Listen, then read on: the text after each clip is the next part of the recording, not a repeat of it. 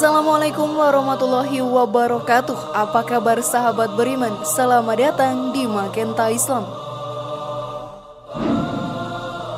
Ibadah adalah tugas utama yang harus dijalankan manusia ketika diciptakan oleh Allah Subhanahu wa Ta'ala. Ibadah merupakan bentuk ketaatan sekaligus perwujudan cinta seorang hamba kepada Khaliknya. Ibadah merupakan hal yang harus dilakukan dengan ikhlas tanpa beban, agar menjadi sebuah pahala bagi kita selama hidup di dunia. Lalu tahukah kalian sahabat beriman bahwa ternyata ada yang rajin sholat namun tak pernah dicatat oleh malaikat? Kira-kira apakah penyebabnya? Temukan jawabannya dengan menyimak video ini hingga akhir. Berikut rajin ibadah sholat tapi nggak dicatat malaikat, versi dari Magenta Islam.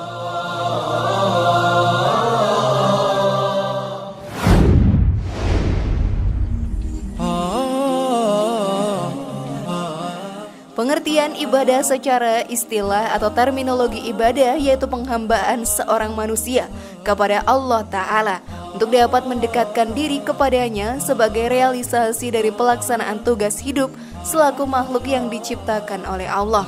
Kewajiban ibadah bagi manusia sebagai makhluk ciptaan Allah mempunyai kewajiban untuk beribadah sebagai bentuk realisasi bagi manusia yang diberi tanggung jawab oleh Allah Ta'ala, sebagai salah satu cara untuk meningkatkan kualitas komunikasi vertikal dengan Sang Khalik, meningkatkan derajat manusia di mata Allah Ta'ala.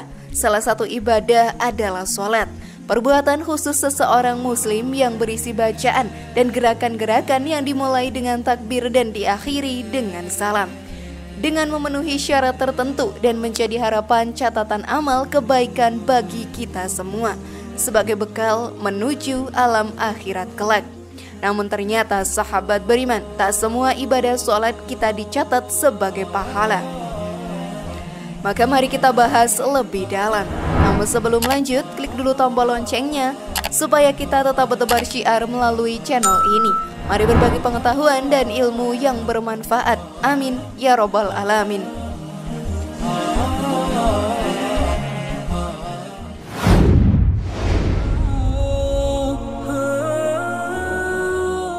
Rasulullah Shallallahu Alaihi Wasallam pernah menyampaikan kekhawatiran tentang sesuatu yang di kemudian hari bisa menjangkiti umatnya. Beliau bersabda, sesungguhnya ada sesuatu yang aku takutkan di antara sesuatu yang paling aku takutkan menimpa umatku kelak, yaitu syirik kecil. Para sahabat bertanya, apakah syirik kecil itu? Beliau menjawab, riya.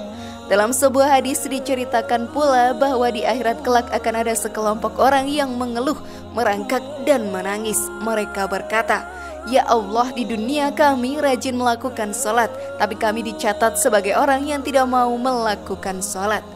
Riya sahabat beriman sebagai bahasa adalah memperlihatkan amal kebaikan kepada orang lainnya.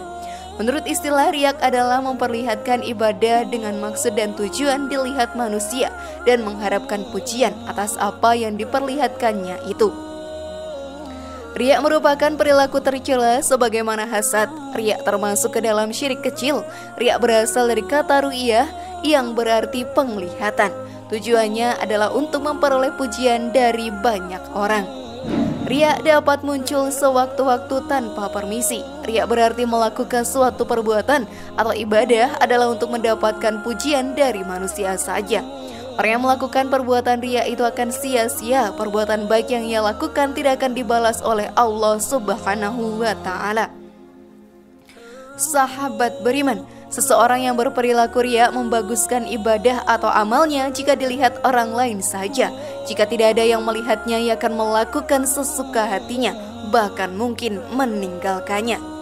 Seseorang yang berperilaku riya menunaikan sholat jika dilihat orang lain. Jika tidak dilihat, ia mungkin saja tidak menunaikannya. Jangan sampai kita seperti itu ya sahabat beriman.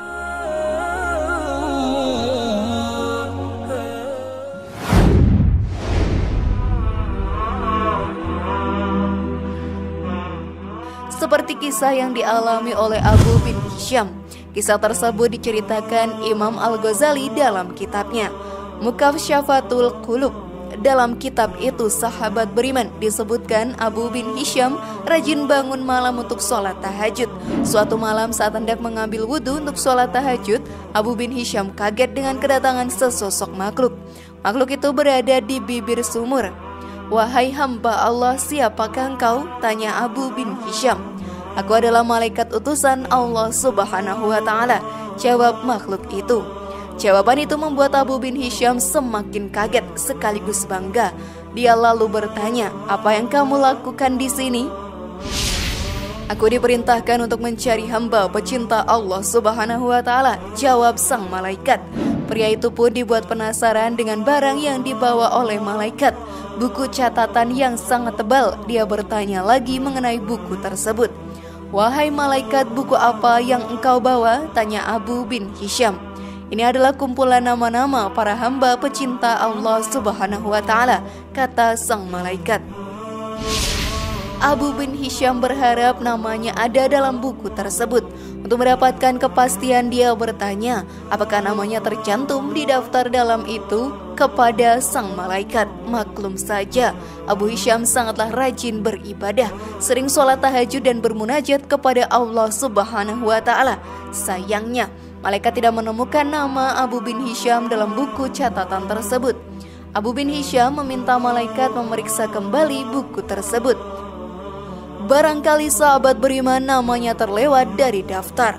"Betul, namamu tidak ada dalam buku ini," kata malaikat. Abu bin Hisham seketika gemetar dan jatuh tersungkur lalu menangis. "Betapa ruginya aku yang selalu tegak berdiri di setiap malam dalam tahajud dan bermunajat, tetapi namaku tidak masuk dalam golongan para hamba pecinta Allah Subhanahu wa ta'ala," kata Abu bin Hisham dalam tangisnya. "Wahai Abu bin Hisham, bukan aku tidak tahu engkau bangun setiap malam ketika yang lain tidur, mengambil air wudhu dan kedinginan pada saat orang lain terlelap dalam buaian malam. Tapi tanganku dilarang Allah Subhanahu wa ta'ala menulis namamu," kata malaikat. "Apa gerangan yang menjadi penyebabnya?" kata Abu bin Hisham. "Engkau memang berbunajat kepada Allah Subhanahu wa ta'ala, tapi engkau pamerkan dengan rasa bangga hal tersebut kemana-mana, dan asyik beribadah memikirkan dirimu sendiri. Di kanan kirimu ada orang yang sakit dan lapar, tidak engkau jenguk dan beri makan. Bagaimana mungkin engkau dapat menjadi hamba pecinta Allah Subhanahu wa ta'ala yang dicintai olehnya, kalau engkau sendiri tidak pernah mencintai hamba-hamba yang diciptakan Allah Subhanahu wa ta'ala," kata sang malaikat. Abu bin Hisham pun kaget bukan main. Dia tersadar ibadah ternyata bukan semata urusan antara makhluk dengan Khaliknya, namun juga sesama manusia dan alam. Jangan bangga dengan banyak sholat, puasa, dan zikir, karena itu semua belum membuat Allah senang. Mau tahu sahabat beriman apa yang membuat Allah Subhanahu wa ta'ala menjadi sangat senang? Nabi Musa berkata, "Wahai Allah, aku sudah melaksanakan ibadah, lalu manakah ibadahku yang membuat engkau senang?" Allah Subhanahu wa ta'ala menjawab, "Solatmu itu untukmu sendiri, karena dengan mengerjakan solat engkau terpelihara dari perbuatan keji dan mungkar. Zikirmu itu hanya untukmu sendiri, membuat hatimu menjadi tenang. Puasamu itu untukmu sendiri, melatih dirimu untuk memerangi hawa nafsumu sendiri." Nah sahabat beriman, bila kamu sibuk dengan ibadah, ritual, dan bangga akan itu, maka itu tandanya kamu hanya mencintai dirimu sendiri, bukan Allah Subhanahu wa ta'ala. Tapi bila kau berbuat baik dan berkorban untuk orang lain, maka itu tandanya kau mencintai Allah dan tentu Allah senang karenanya. Buatlah Allah senang, maka Allah akan limpahkan rahmatnya dengan membuat hidupmu lapang dan bahagia. Tidaklah kalian ingat, pada waktu kalian melakukan sholat, kalian bukan mengharap ridho Allah Ta'ala, tapi kalian mengharap pujian dari manusia. Kalau itu yang kalian cari, maka carilah manusia yang kau harapkan pujiannya itu. Jelaslah bahwa kualitas sebuah amal berbanding lurus dengan kualitas niat yang melatar belakanginya. Bila niat kita lurus, lurus pula amal kita. Namun bila niat kita bengkok, maka amal kita pun akan bengkok. Agar niat kita senantiasa lurus dan ikhlas, alangkah baiknya apabila kita menghayati kembali janji-janji yang selalu kita ucapkan saat sholat. Sesungguhnya sholatku, ibadahku, hidup dan matiku hanyalah untuk Allah seru sekalian alam. Wallahu a'lam bishawab.